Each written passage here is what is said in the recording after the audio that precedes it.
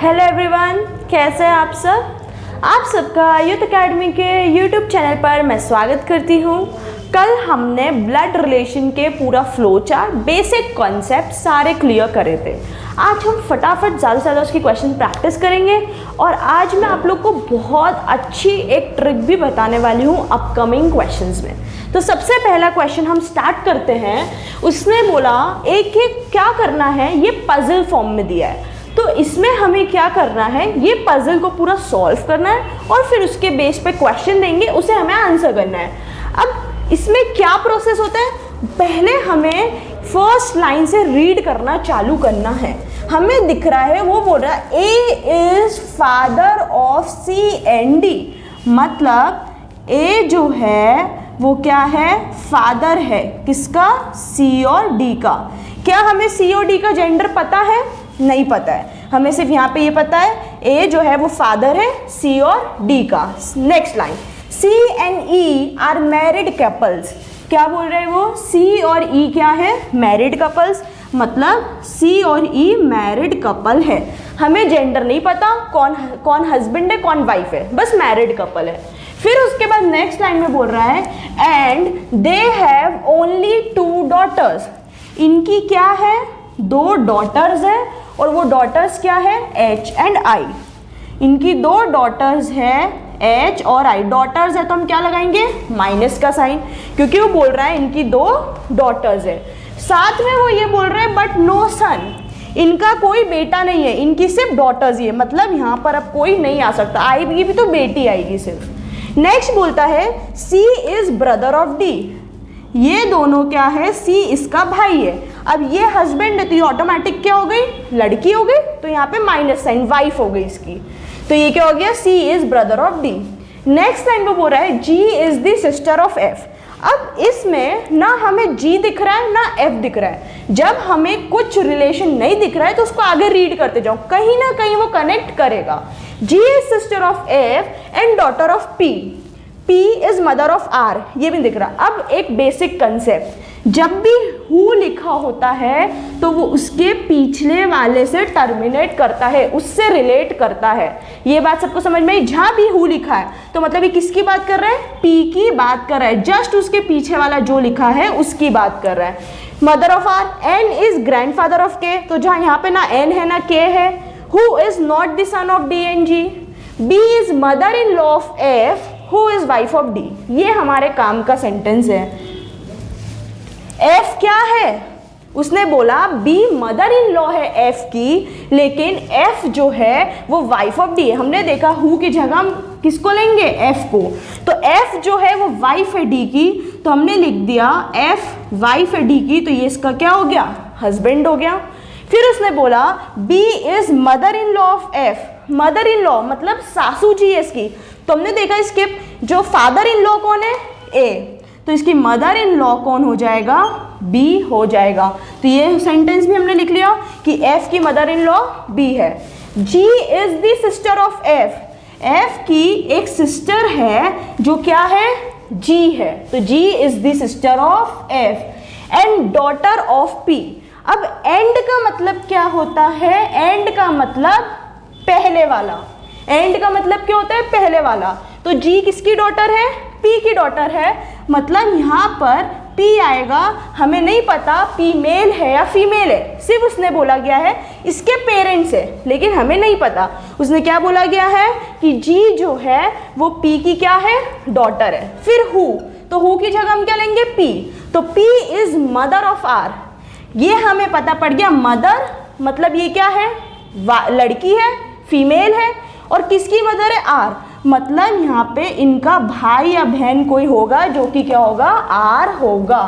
Next उसने बोला गया है N is grandfather of K, K हमें कहीं नहीं दिया लेकिन उसके आगे पढ़ते हैं।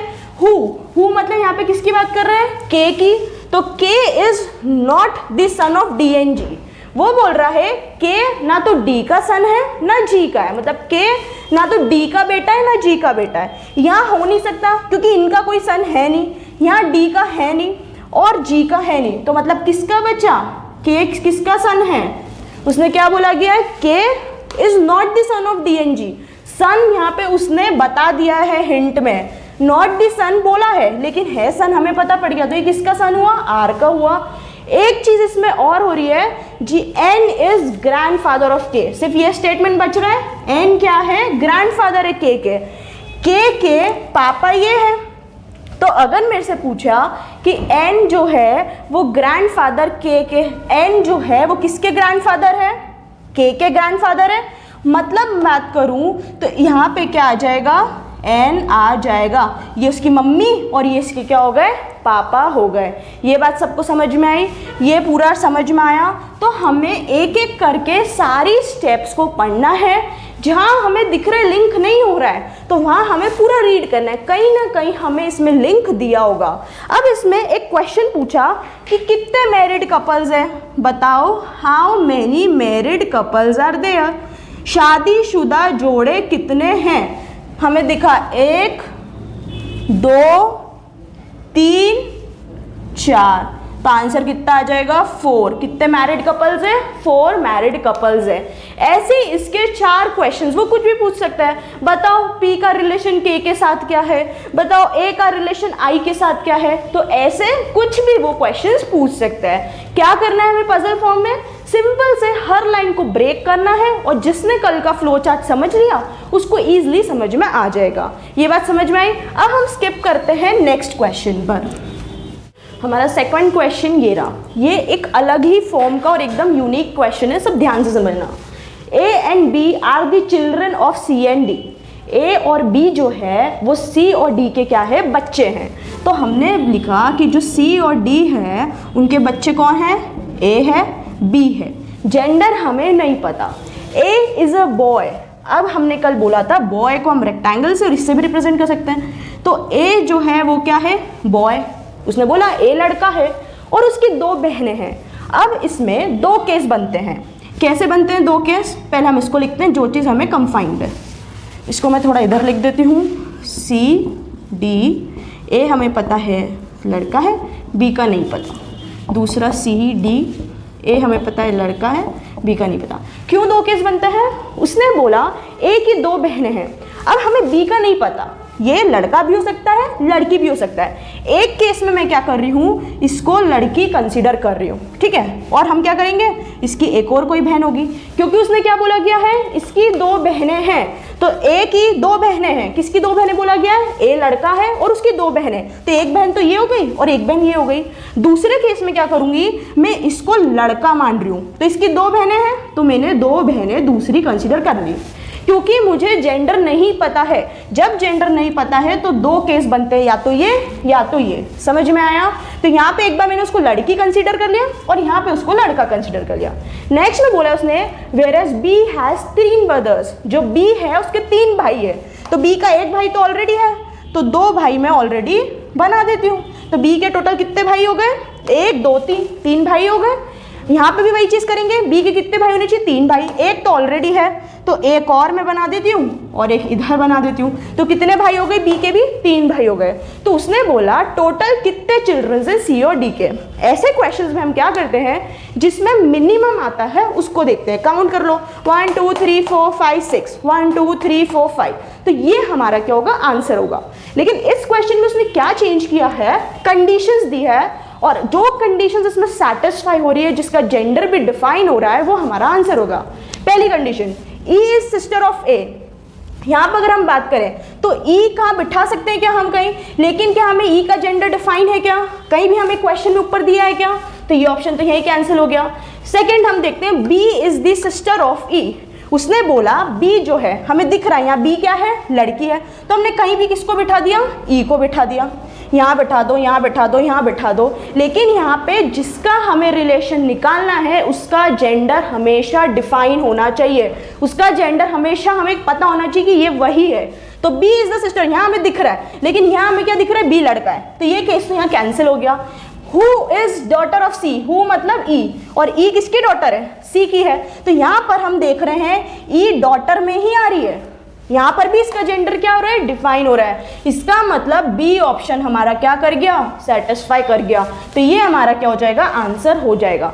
ये बात सबको समझ में आई। इसमें केसेस बने, उसके बाद जो लग रहा है जिसमें जेंडर हमें एग्जैक्ट, जिसका हमें निकालना पता होना चाहिए, यहाँ पे बी हमें सिस्टर ही दिख रही है, लड़की है, सर्कल से रिप्रेजेंट किया है। और यहाँ पर हमने ई की बात करी तो ई भी लड़की में ही फिट हो रही है, तो इसका मतलब ये हमारा क्या हो गया, सही आंसर हो गया।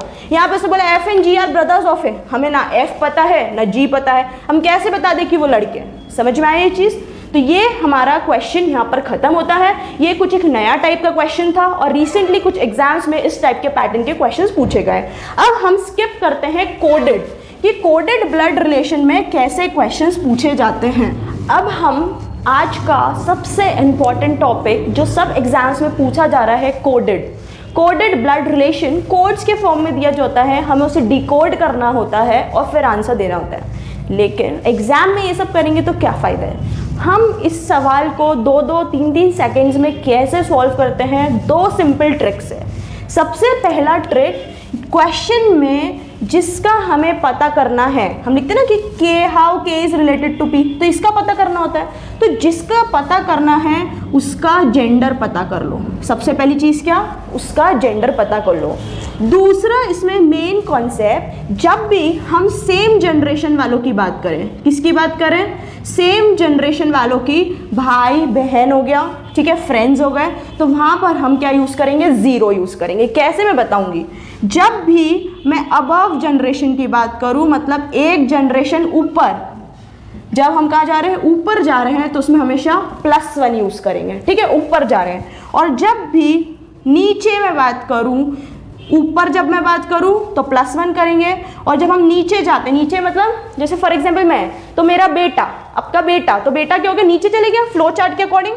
तो जब हम बिलो जनरेशन जा रहे हैं तो हम उसको क्या यूज़ करेंगे, -1। इन दोनों ट्रिक्स पे आपके क्वेश्चंस 2 सेकेंड में सॉल्व हो जाएंगे। बहुत ही अच्छी ट्रिक है, सब ध्यान से समझना। लोग क्या करते हैं एग्जाम में, इसको लिखते हैं, इसको डिकोड करते हैं, फिर सॉल्व करते हैं, लेकिन हमें ऐसा कुछ नहीं करना है। समझ में आया क्या करना है, जेंडर पता करना है जिसका निकालना है, और उसके बाद इन चीज़ को फॉलो करना है। कैसे करते हैं हम देखते हैं। सबसे पहला क्वेश्चन आप सबको दिख रहा होगा, कुछ कोड्स दे दिए गए हैं और हमें क्वेश्चन नंबर 1 दे दिया गया है। अब इस क्वेश्चन में वो पूछ रहा है, how is P related to Q, how is P related to Q, P का Q से क्या संबंध है, ये पूछ रहा है कि P का Q से क्या संबंध है। हमें पता है जब ऐसा आता है तो पहले वाले का निकालते हैं। हमने देखा पहला वाला यहाँ देख लिया, ठीक है। अब हमें सबसे पहले क्या करना है, इस पे फोकस करना है। हमने देखा इस सिंबल का मतलब उसने क्या बोला है, मदर बोला है। इसका मतलब ये है कि जो P होगा, इसका आंसर होगा वो फीमेल में ही आएगा। तो सबसे पहली स्टेप क्या चेक करनी है, जिसका हमें निकालना है वहाँ पे गए और ये देखा तो ये बोल रहा है कि माँ है, तो माँ है मतलब आंसर फीमेल में ही आएगा। जब भी लड़की की बात करें तो इसका मतलब ग्रैंडफादर वाला ऑप्शन तो कैंसिल हो गया। समझ में आया? अब हमें क्या करना है, यहाँ पे चलते जाना है। डॉलर मदर एक जनरेशन ऊपर है तो यहाँ पे क्या लिख देंगे हम, +1। हैश की बात कर गई फादर, तो फादर भी क्या होगा हमारी एक जनरेशन ऊपर, +1 क्या होता है, +2। अब मैं बात कर रही हूँ आंसर किस में आएगा, फीमेल में आ गया, ये हमने देख लिया। 2 जनरेशन ऊपर मतलब आपकी कौन हो गई, मदर, और फिर ग्रैंड मदर, तो इसका आंसर क्या आ गया, ग्रैंड मदर। कुछ नहीं करना है, सबको समझ में आया। जिसका हमें निकालना है उसका जेंडर पता कर लो, क्वेश्चन में से पहले वाले से ही पता पड़ जाएगा। जब जेंडर पता कर लिया, अगर मेल आया तो फीमेल वाले सारे ऑप्शंस वहीं कैंसिल हो गए, भूल जाओ फीमेल ऑप्शंस को। अब जो मेल्स के ऑप्शन बच रहे उसमें कैसे चेक करेंगे, हम जनरेशन के अकॉर्डिंग लिखो, इसको ऐड करो, जो कैंसिल हो रहा है हटाओ, और ऐड करने के बाद हम देख रहे हैं 2 जनरेशन ऊपर, हमें पता है 2 जनरेशन ऊपर ग्रैंडफादर और ग्रैंड मदर आते हैं, लेकिन हमें मेल लेना ही नहीं है, पुरुष लेना ही नहीं है, तो हमारा आंसर क्या हो जाएगा, ग्रैंड मदर। सबको समझ में आया? इससे आप क्वेश्चन बहुत ईजिली कर सकते हो। मैं आगे क्वेश्चन बताती हूँ, तो इससे आप इस कॉन्सेप्ट को और भी ज़्यादा बेहतर तरीके से कर सकते हो। जैसे क्वेश्चन नंबर 2, अब क्वेश्चन नंबर 2 में उसने चेंज किया, उसने बोला which of the following means P is the aunt of T। अब इसने कुछ चेंजेस कर दिए, वो कुछ ऑप्शंस देगा और उसमें से हमें रिलेशन पता करना है।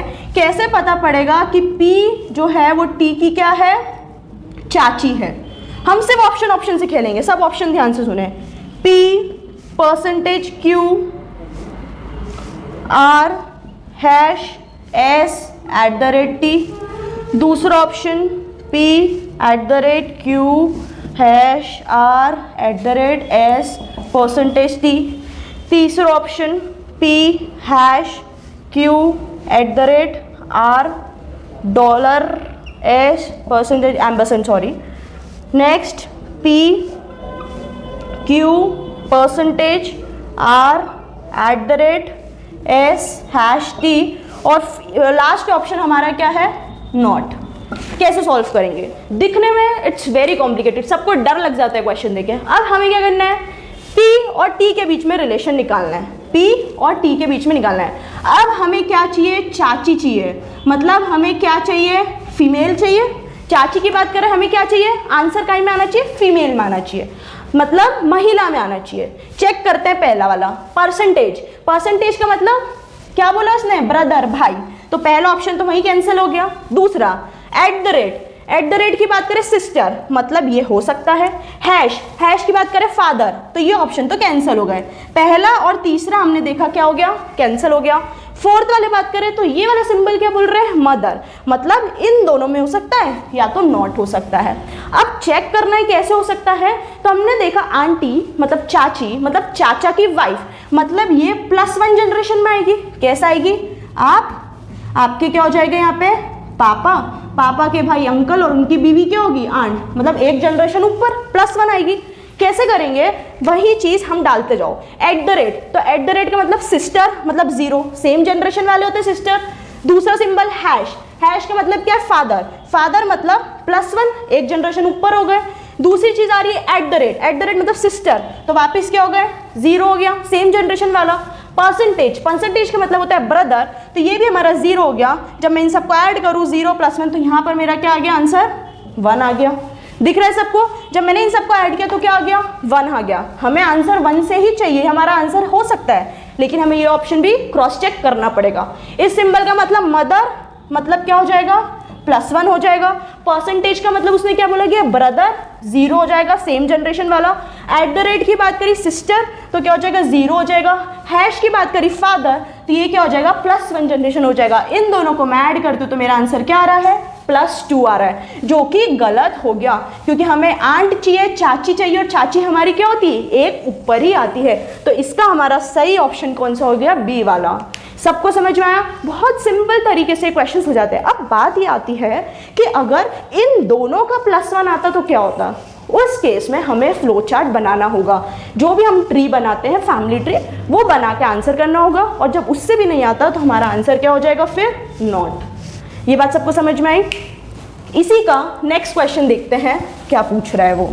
सबको समझ में आया? सिर्फ हमें पहले जेंडर पता करना है, और जहां हमें जेंडर पता पड़ गया, +1 -1 0 क्वेश्चन के अकॉर्डिंग लगाना है, और उसको ऐड इवेल्युएट करेंगे तो हमें हमारा आंसर क्या होगा, पता पड़ जाएगा।